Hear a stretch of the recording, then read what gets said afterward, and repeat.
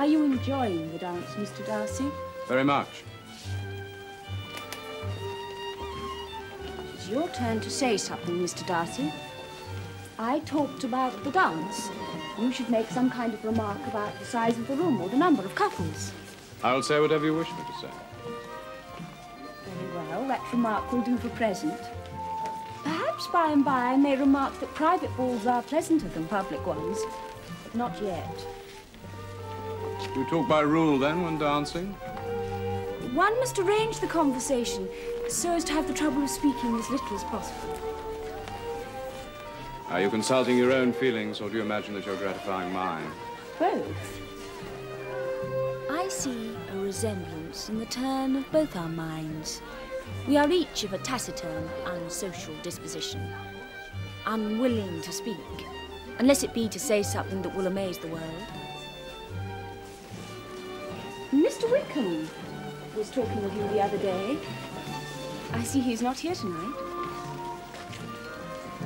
Mr. Wickham is blessed, unlike myself, with such happy manners as may ensure his making many friends. He seems to have lost your friendship, Mr. Darcy, in a manner most unfortunate. He will suffer for it for the rest of his life.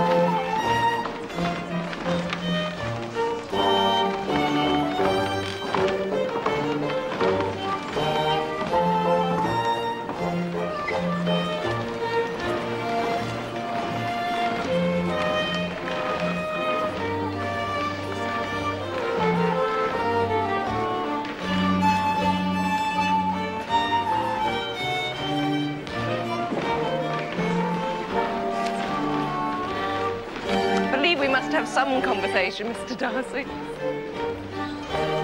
A very little will suffice.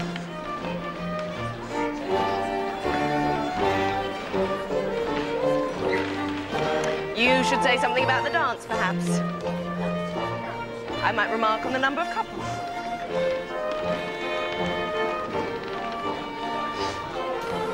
You talk by rule, then, when you're dancing? Yes, sometimes it is best. Then we may enjoy the advantage of saying as little as possible.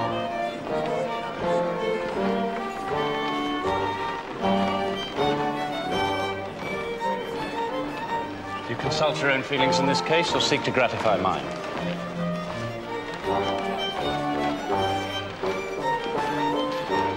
Both, I imagine.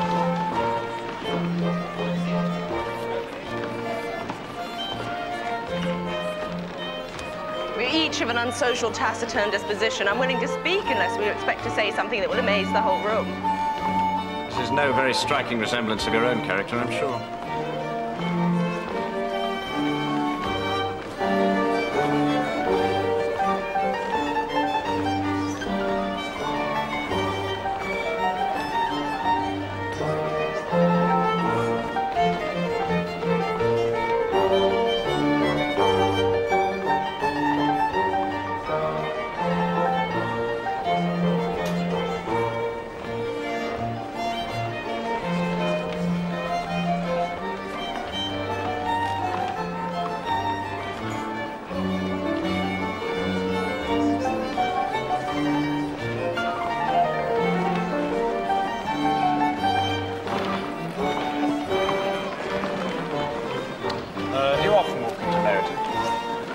Quite often.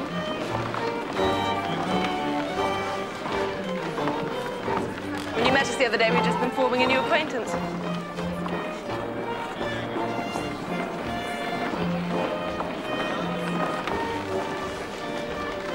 Mr. Wickham has the happy manners that enable him to make friends.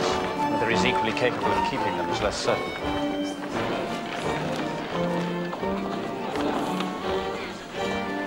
He has been unlucky as to lose your friendship in a way he's likely to suffer from all his life. Allow me to congratulate you, sir. Such superior dancing is rarely to be seen. I'm sure you'll own your fair partner is well worthy of you.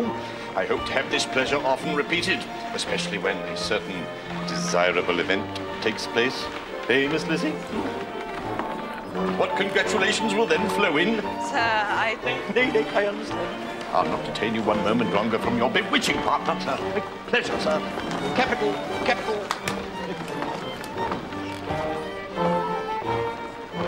I remember hearing you once say that you hardly ever forgave, that your resentment once created was implacable.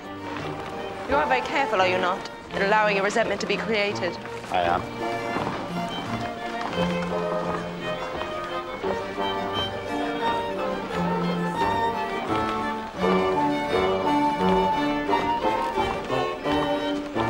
And never allow yourself to be blinded by prejudice? I hope not. May I ask to what these questions tend? Merely to the illustration of your character. I'm trying to make it out. And what is your success? I do not get on at all. I hear such different accounts of you as to puzzle me exceedingly.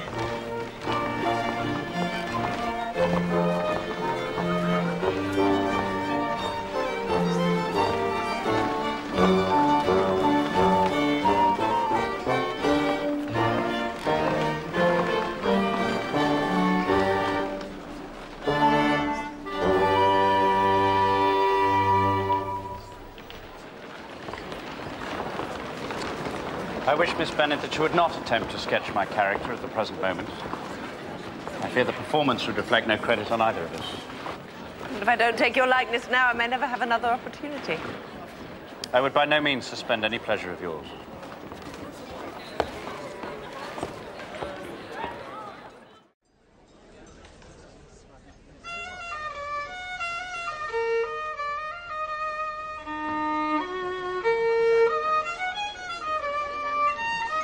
I love this dance. Indeed, most invigorating.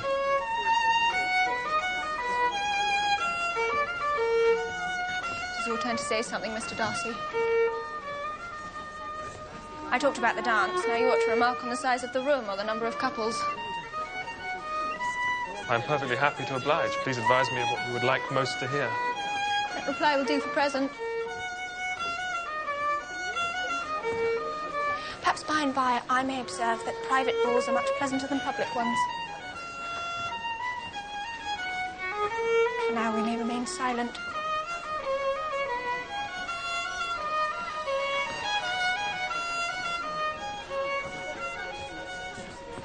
You talk as a rule while dancing? No. No, I prefer to be unsociable and taciturn. Makes it all so much more enjoyable, don't you think? Tell me, do you and your sisters very often walk to Meryton? Yes, we often walk to Meryton. It's a great opportunity to meet new people. In fact, when you met us, we just had the pleasure of forming a new acquaintance. Mr. Wickham is blessed with such happy manners. He is sure of making friends. Whether he's capable of retaining them is less certain. He's been so unfortunate as to lose your friendship. And I dare say that is an irreversible event. It is. Why do you ask such a question? To make out your character, Mr. Darcy. And what have you discovered? Very little. I hear such different accounts of you as puzzle me exceedingly. I hope to afford you more clarity in the future.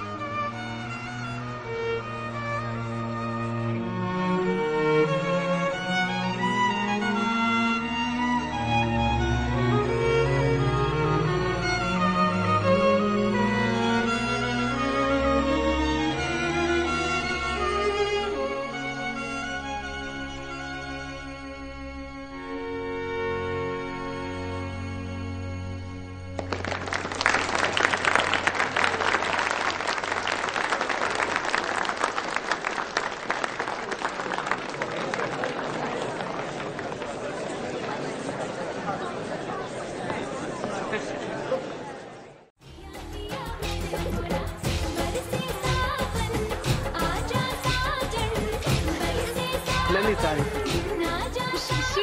Darcy.